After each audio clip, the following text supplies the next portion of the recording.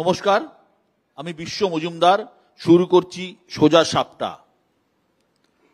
আমরা সোজা সাপটা নিয়ে এবারে এসেছি বাঁকুড়ায়। বাঁকুড়া 2019 সালে বাঁকুড়া জেলার দুটি লোকসভা কেন্দ্র, বাঁকুড়া এবং বিষ্ণুপুর, এই দুটি লোকসভা কেন্দ্রই গিয়েছিল বিজেপির দখলে। 2021 বিধানসভা নির্বাচনে কিছুটা হাল ফিরেছিল তৃণমূলের। মোট 12টি আসনের মধ্যে তৃণমূল কংগ্রেস পেয়েছিল 4টি, বিজেপি পেয়েছিল 8টি। 2024 নির্বাচনে হাড্ডাহাড্ডি লড়াই তৃণমূল বনাম বিজেপির মধ্যে। কি হবে এবার বাঁকুড়া জেলার এই দুটি লোকসভা আসনে, এ নিয়েই আজকের সোজা সাপটা। যারা আজ আমার সঙ্গে আছেন, প্রথমে পরিচয় করিয়ে দিই। আমার একদম বাঁদিকে আছেন তৃণমূলের পক্ষে সুজাতা মণ্ডল, সুজাতা নিজেও প্রার্থী। তার পাশেই আছেন অলোক মুখার্জি। অলোকদা, আপনাকে স্বাগত। তার পাশেই রয়েছেন তীর্থঙ্কর কুণ্ডু। তীর্থঙ্কর, আপনাকেও স্বাগত। উন্নয়নের ফিরিস্তি যেমন বললেন, পাশাপাশি তৃণমূলের দুর্নীতির প্রশ্নও তুলেছেন।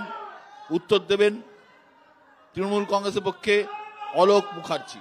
আমি শুধু বলবো যে নির্বাচনটা সামনে এসে গেছে লোকসভার। বিভিন্ন রাজনৈতিক দল তাদের প্রার্থী ঘোষণা করেছেন, তারা প্রচারও নেমে গেছেন।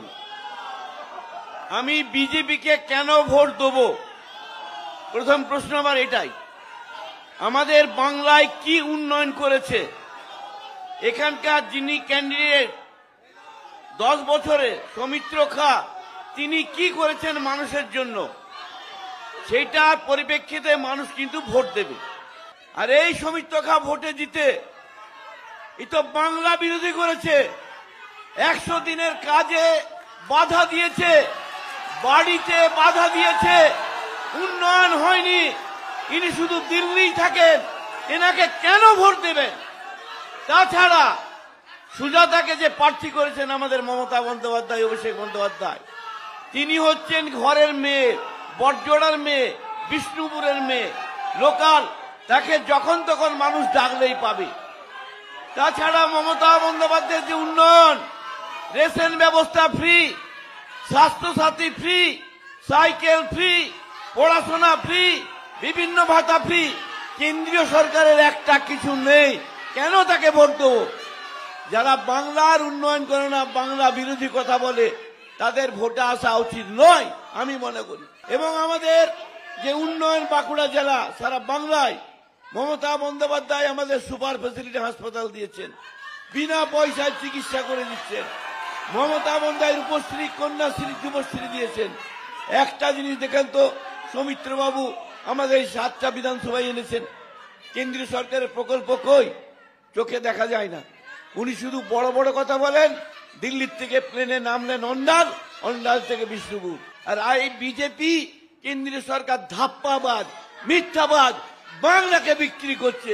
এটুকু আপনাদের বলতে পারি যে বিজেপির একটি ভোটও নেই।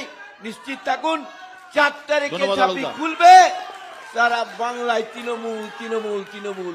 মমতাদের হাত শক্ত হবে, বিজেপি কোথায় চলে যাবে ফুট করে কেউ টের পাবে না। নমস্কার। ধন্যবাদ অলোকদা। অলোক মুখার্জির বক্তব্য, মমতা বন্দ্যোপাধ্যায়ের উন্নয়নের খতিয়ান তিনি তুলে ধরলেন, পাশাপাশি বাংলার জন্য টাকা আটকে রেখেছে বিজেপি, সে কথাও বললেন।